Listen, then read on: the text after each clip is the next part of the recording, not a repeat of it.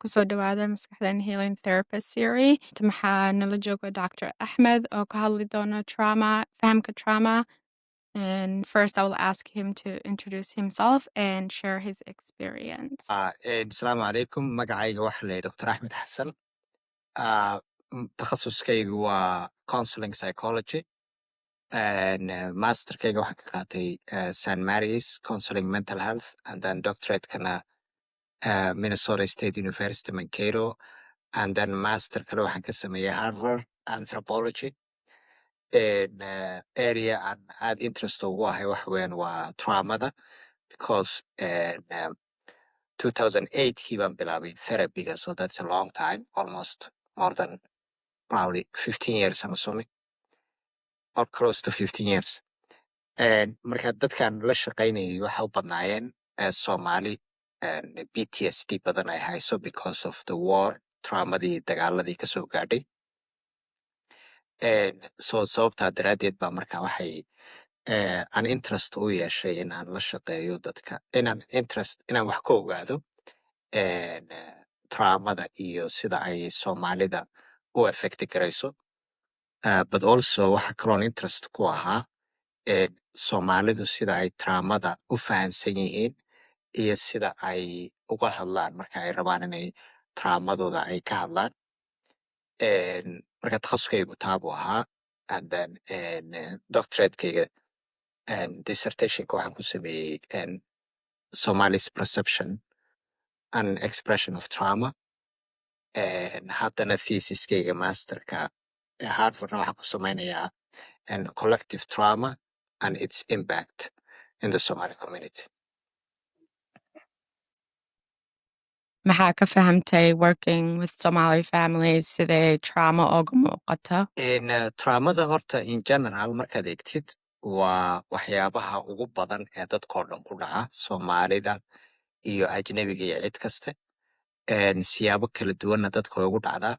So marka iminka trauma oo kale waxa dhici karta familiga inay qofka ka soo gaadho. So iminka hooyada hadday ilmaha si xun u canaanato ama si xun ay ula hadasho ama ay neglect ku samayso ilmaha ay dayacado oo kale, then taasi ilmaha trauma ay u geysanaysaa. So marka waa traumada guriga qofka ka soo raacaysa. Haddii physical abuse iyo sexual abuse lagu sameeyo qofka ama la garaaco, la dilo ama la faro xumeeyo, then iyaduna waxa weeyaan trauma aad u weyn bay qofka gaarsiinaysaa. Marka traumadu guriga qofka ayay ka soo raacaysaa, ama Soomaali ha ahaado ama ajnabi ha ahaado, but also banaankan way ka soo raacaysaa oo qofka haddii police hadday dilaan oo kale ama ay u hanjabaan guriga iskuulka oo kale, haddii la abuse gareeyo emotionally, physically, sexually, iskuulada banaanka meel kasta way ka soo raacaysaa. So marka community-ga meelo badan baa jiro qofka trauma ay ka soo raaci karto, but laakiin Soomaalida waxay kaga duwan yihiin maadaama iyaga wadankooga dagaal ka dhacay, and dagaalkii uu almost 30 years socday, then waxa weeyaan intaa trauma baa dhacaysa. Traumadoodana more waxa u badnayd individual trauma iyo collective trauma. And by collective trauma I mean waxa weeyaan marka guryo lasoo weerara madaafiic lagu garaaco, then its impact waxay impact garaynaysaa maraad ku yeelanaysaa dad badan oo group. Even xitaa dagaaladii intii ka horreysay waxaa jira in Soomaalidu ay qabiil isku leyn jireen. So marka qabiil kale soo weeraro, xoolahooga dhaco, laayo, then trauma badan bay gaarsiin jirtay qabiilka la soo weeraray. So marka trauma, cycle of trauma Soomaalida aad buu ugu dhex jiray. In fact aan waxaan aaminsanahay waxyaabaha dadka Soomaalidu aynan stable u ahayn marka qaarkood markaad eegtid, and always ay u dagaalamayaan, dagaalku ugu fudud yahay. Waxaan isleeyahay waa traumooyinkii soo gaadhay la daweyn waaye ama wax laga qaban waaye. Marka siyaabaha baa la odhan karaa traumada Soomaalidu unique bay ku tahay, laakiin traumadu waa wax dadkoo dhan ku wada dhaca. Okay, so Soomaalidu marka waxaa la odhan karaa collective traumadaasi inay aad ugu badnayd maadaama oo qabiile isku leyn jireen, stillna ay hadda isku laayaan. Dagaaladii kale dee weynaa ee ka dhacay wadanka Soomaaliyana ay iyaguna dadka ay collective trauma dad badan ay dhaawac dhinaca maskaxda u geysteen.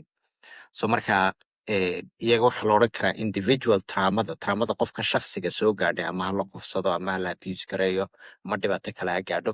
Waxaa kaloo u dheer collective trauma oo as a group u gaadhaysay weligoodba muuqda. Ma u malaynaysaa inay dadka garanaynin waxay trauma tahay? I think mushkiladda ugu horeysa horta waxa weeyaan dadkeenu maba ogaba trauma inay jirto. Taana waxa ugu wacan culture-ka, because culture-ka Soomaalidu wuxuu u badnaa nomads. So marka nomadskuna maadaama ay ku nool yihiin environment ama bii'a noloshu adag tahay, dan qofku always waa inuu is adadkeeyo to survive. Si ay u survive garoobaan waa inay dadku ay is adadkeeyaan oo weakness ayna tusin, because environmentka ama bii'ada ay ku noolaayeen was very difficult. So marka qofka waxaa la leeyahay nin adag iska dhig, gabadha waxaa la odhanayaa dhexda xidha, maxaa la yidhahdaa weakness inaan laga arkin ama don't show weakness mogto. So marka taabaa keenaysay inaanan waxyaabahan traumada iyo mental illnesska oo dhanba aanan badanaa qofku intuu awoodiisa yahay la push karayn oo laleeyahay don't pay attention, just keep going. Marka taasi okay, environmentkooga it was okay because resource badan mayna haysan aan qofku they have to survive when they survive garoobaan. Marka taa was okay. Laakiin mushkiladdu waxa weyn culture-kii baa lasoo qaatay. Hadda imika waxaa la joogaa masalan America oo kale, meel dhakhaatiir badan joogaan, serviceyo badan uu jiro qofka la caawinayo. Marka iyada oo hadda meesha la joogo weli dadka laakiin culture-kii bay haystaan. Weli waa denial bay ku jiraan, waxaa kaloo ku jiraan inay isdiidsiiyaan ama ay dhahiin maxaa la yidhahdaa waxba igama khaldana mogto. So to answer your question, I think dhaqanku ayaa impact ku yeelanaya ama raad ku yeelanaya inaynan caawimaad raadin. Mental illnesskuna badanaa uu iskaga dhexlaaqan yaho de uma fahmayaan trauma iyo depression iyo anxiety saa uma socono. Badanaa qofka haddii waxay kasii yihiin mentally ama emotionally, badanaa innaka waxaa la yidhaha qofkan ama jin baa haya ama il baa ku dhacday. So then meelo kale ayaa caawimaad ay ka raadiyaan. So misunderstanding badan uu jira. Dhibaatooyinka hadda qofku treatment raadsanin ka dhici karo maskaxda iyo jirkaada ka dareemi kara, ma noo sheegi kartaa? Marka cultural dhaqan ahaan badanaa maadaama oon collective society aan ahayn, qofku haddii la arko inay wax kasii yihiin dan waxaa la odhan jiray oon ha la caawiyo oo family memberskan baa qofka caawin jiray, lacag siinayay, meel u saxan siinayay, wax uu cuna siinayay. Laakiin hadda waxaan joognaa waddan la leeyahay no, qofku caawimaad waa inuu raadsado, waa la daweynayaa, once la daweeyo qofki dan uu shaqaysanayaa, isagaa isdabari waxbuu qabsanaya. So marka qofkii ha shaqaysto meel la leeyahay baan joognaa. Dhulkeenni laftigeedana waa ina saa la yidhaha, waa ina qofka la caawiyo si isagu naftiisa wax ugu qabsado oo una bini'aadan kale ugu xidhnaan. So marka qofka inuu traumada uu fahmo ama familigoodu ay fahmaan, caawimaadna uu helo, aad bay muhiim u tahay, because dadku iskuma wala dulnooraan karaan, isma wala caawin karaan. Waa inuu qof kastaba uu intuu karaankiisa ama awoodiisa uu isagu wax qabsan karo. So traumadu marka dhibkaa bay leedahay. Marka dhibkaa inay dadkeenu ay fahmaan baa muhiima. And I think hadda way soo yara fahmayaan, because hadda imika dadka annaka noo yimaado kale, de qaar badan waxaad arkaysaa markii hore guriga iska dhex fadhiyay, aan shaqaynayn, waxba qabanayn, iyaga dhan baa odhanaya daal baa yahaya, caajis baa yahaya. Of course, because of traumadu waxay keentaa depression bay keentaa, anxiety bay keentaa, PTSD bay keentaa, disassociation bay keentaa. Waxyaabo badan baa traumada ka yimaada oo xanuuno badan oo kala duwan. Qofba si gooni ayay u saamaysaa. So marka dadkii waxay arkeen markii la daweeyo ee dawo la siiyo psychotherapyna loo sameeyo inuu qofkii iska shaqaysanayo happy iska qoslayo mugta. So marka hadda dad badan way baranayaan qofkan ina hadduu caawimaad la arsado uu caawimaad helayo.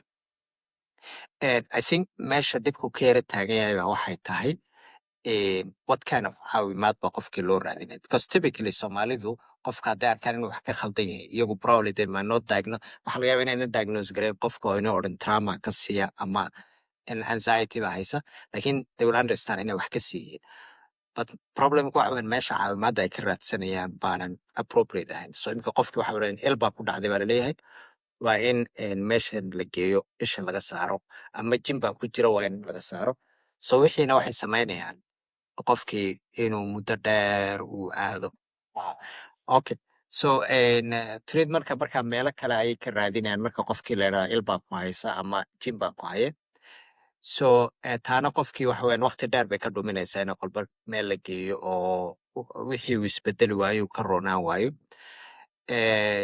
so I think taana in la fahansiiyo weyan because I think programkaagan oo kale iyo programmada lamidka waxyaabaha ay dadka uga faa'iideynayaan ba waxay tahay dadku markay dhegaystaan inay fahmaan maxaa la yidhahdaa dhibaatadu waxay tahay iyo meelaha ay caawimaadda u raadsan karaan because soomaalidu intooda badan waa dad smart once ay wax u fiirsadaan ay arkaan I think way fahmayaan qofkani haddii wixiisu uu u baahan yahay daweyn la siiya hadduu u baahan yahay psychotherapy hadduu u baahan yahay skills training waxyaabihii u baahan yahay in laga caawiyo ee caawinayo qofkani wuxuu dareemo Dadka garanaynin waxay therapy tahay ma u sheegi kartaa waxay ay ku saabsan tahay therapy? Lakin hadda especially wadamadan Maraykanka, Yurub meelahan oo kale serviceya badan baa jira so marka serviceyada in horta laga educate gareeyo waa la yidhaahdo trauma markay ku hayso markay depression ku hayso then these are the service available waxaa kamid a therapiga waxaa kamid a psychiatric inaad medication qaadatid waxaa kamid a case management waxaa kamid a skills training and then wixii markay fahmaan I'm sure inay caawimaad raadsanayaan lakin hadda dee dhaqankoogii ma it's not in their culture ma culturekooga kamid maaha inuu qofku talk therapy intuu tago every week uu problemadiisa ka hadlo oo dhibaatadiisa qof kale u sheegto in fact qaar badani maba fahmayaan conceptiga because waxay ku leeyihin oo haddaan hadlo sidee bay ii caawinaysaa so aniga everyday hadla maaha familygayga iyo dadkayga la hadla maaha so then somebody has to explain to them qof waa inuu u macneeyo sida uga duwan tahay talk therapyga oo hadalka caadiga ee dadka la shaqaysanaya Oo waxay ku dhahayaan intaad qof la hadlaheeda ani ila hadal waxay u malaynayaan therapy inay hadal caadi uu iska yahay. uu hypervigilant noqdo uu cabsado so cabsidii marka uu cabsanaya dan waxa weyan avoidant buu noqonayaa waxa weyan meelihii uu isleeyahay dhibaata kaaga imanayso dhan uu iska ilaalinaya but also always waxa weyan hypervigilant buu noqonayaayo you know he doesn't know traumadu dhibaatadu meesha uga imanayso so always waxa weyan waa qof is ilaalinaya so then therapistigu waxay ka caawinayaan qofkan cabsidan inay ka baabi'iyaan inay qofkan dejiyaan inuu qofkani maxaa la yidhaahdaa avoidancekan ama meelahan uu iska ilaalinayo uu slowly meelihii tago uu cabsidiisa ka wajaho ama uu ka hor yimaado marka tiknikyo noocaas oo kale ah ayay u samaynayaan oo qofka marka maskaxdiisii dejinaya cabsidii ka bi'inaya inuu biniaadanka dhex galana ka caawinaya so iyagu they are targeting waxay target garaynayaan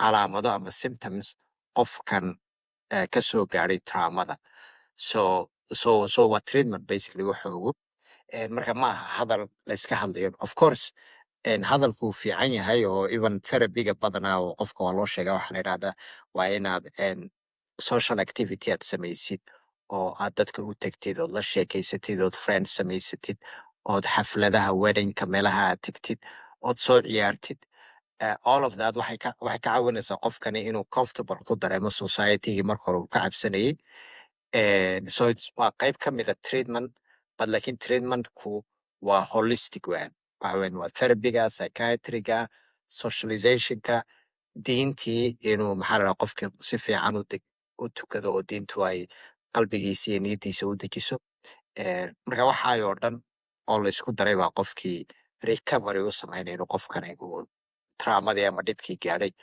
uu ka recover garay Maxaa waaye hal waxaa dadka u sheegahayd ku saabsan trauma?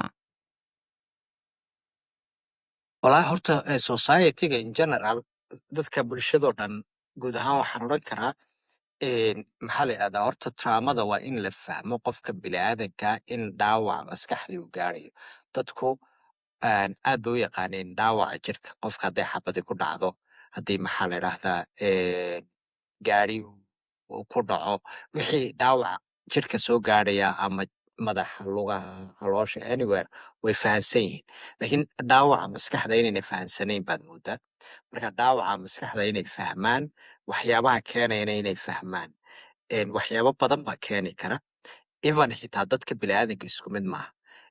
Imika waxaad arkaysaa 2 qof oo isku wax ku dhaceen, midna trauma gaadhay, traumatized buu noqday, midna caadi buu iska socdaa.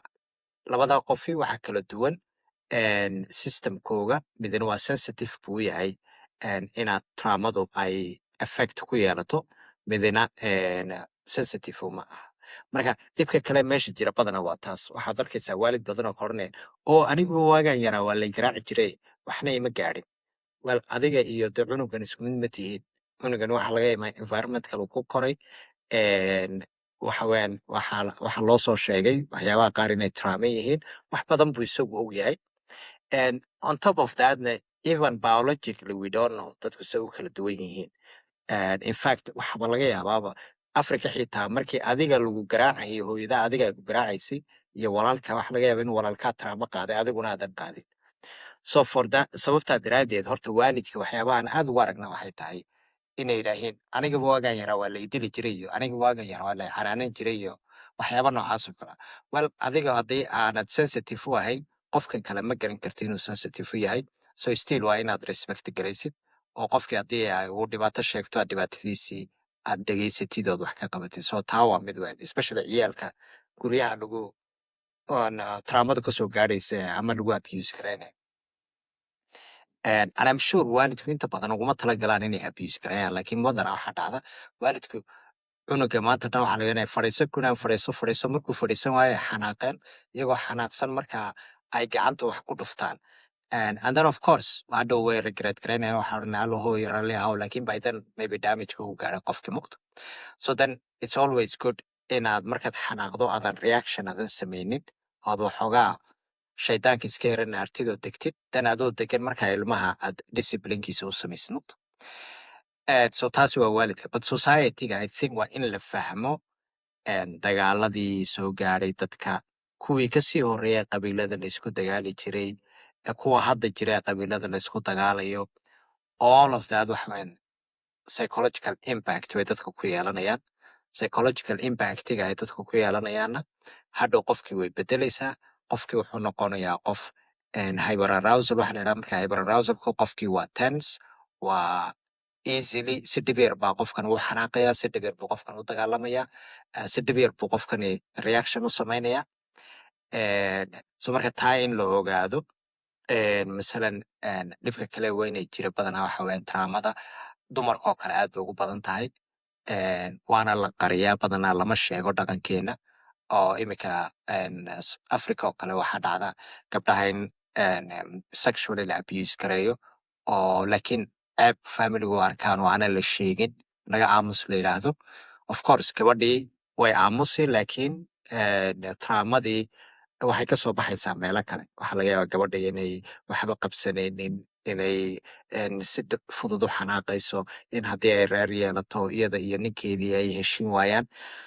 Marka haddii traumada marka hore la acknowledge gareeyo oo qofkan la caawiyo oo treatment la siiyo, dan nolosheeda kale inay fiicnaataa u badan tahay.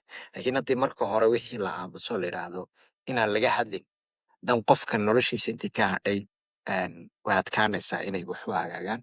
So marka society-gu inay serious traumada u qaataan, oy maxaa la yidhaahdaa ogaadaan inay impact weyn leedahay, oo dadkuna in la treat gareeyo. Haddii dadka la treat gareeyana society fiican ay noqonayaan. Laakiin haddii dadka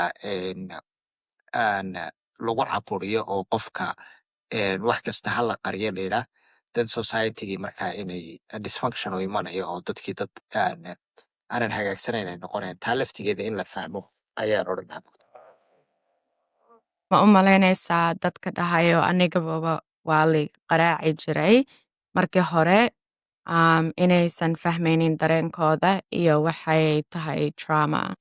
dadku inay kala duwan yihiinna ma aaminsan because dadka qaar baa sensitive ah qaarna sensitive maaha qaar ba maxaa la idhahdaa u adkaysanaya dhibaatadii lagu sameeyey qaarna waxa weeyaan uma adkaysan karaan so you are right adiga point fiican baad keento ah inuu qofkani trauma ay gaadhay una traumadiisaba fahansanayn oo u malaynaya wax caadi inay tahay ta kale labaadna waxa weeyaan inuu qofkani ogeyn in isagu haddii ayna trauma gaadhin qofkan kale ay gaadhayso because people are different ilaahay dadka isku si uma uumin way kala duwan yihiin so dadka qaar baa u nugul ama sensitive ku ah traumada Yeah, that's true. Because some people cope better. Some people, environmental makes it a big difference and biological factors too. So I agree with that. Somali, mamahda aad qortay. Haddaad xabad share gareyn kartid and explain it to us. صح and I think way badan yihiin so we can talk about it maybe a different time but lakin hal xabo haddaan kula share garay waxa weeyaan masalan mid baa jira bog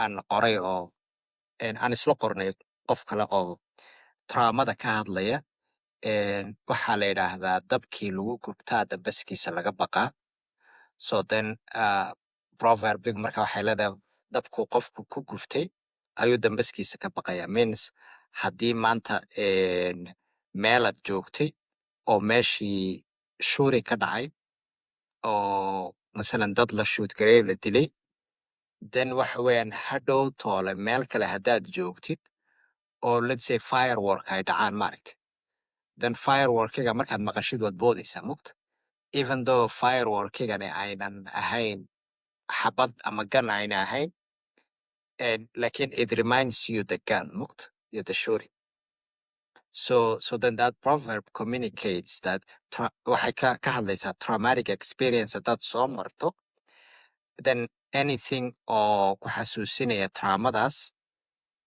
then hadhow wuxuu trigger garaynayaa fear inaad cabsatid buu keenaya ha noqoto shanqadhii oo kale ha noqoto smelkii soundkii codkii dhawaqii ama urtii smelkii ama visual inaad aragtid wax wixii u eg waxyaabaha o dhan waxay trigger garaynayaan traumadii mugta and that's what hypervigilance kuna badana waa saas because maskaxdaada ayaa waxay samaynaysaa maadaama experiencekan aad aragtay dan mustaqbalka waxay rabtaa experienceka inay memory fiican ka qaadato xasuus fiican ka qaadato si hadhow meel sidaasoo kale ayna dhibaata kugu gaadhin so in a way maskaxdu u diyaar garoobaysa lakin in the process maskaxdii markaa waxay isku khaldaysaa una kala saaraynin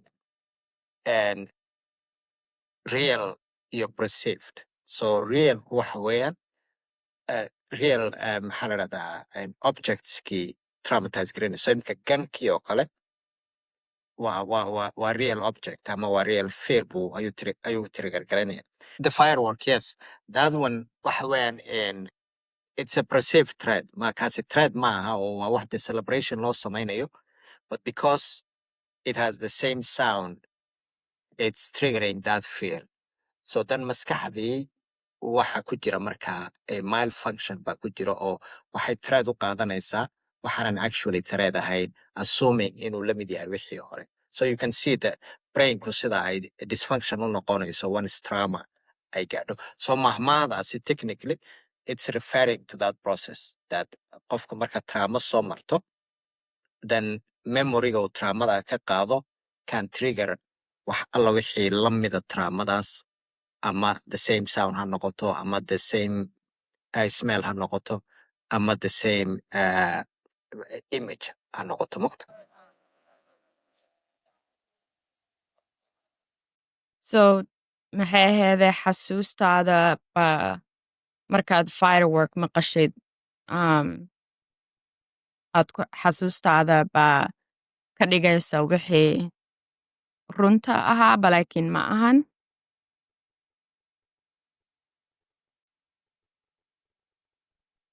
especially I mean markaad eegtid traumada memorygu badanaa waa limbic systemka mainly amygdalada iyo hippocampus inay taan u malaynaya so then maadaama kuwaasi ay memorygii ay duubeen the experience so then wax alla wixii waana limbic systemkuna waa the emotion center mugta so anything wax alla wax lamida experiencekaad soo martay then wuxuu trigger garaynaya emotionkaas mugta so then proverbiga markaad eegtid it really explains that concept fire waa firekii ku gubayay real threatka ahaa and then asheskuna waxa weyan waa perceived threat because ashesku kuma gubayaan but lakin they remind you the fire so that's why aad uga cabsanaysid ashes aad baa u mahadsantahay Dr. Axmed intaada noo sharaxday fahamka trauma maxay ahaydey thank you so much for sharing your knowledge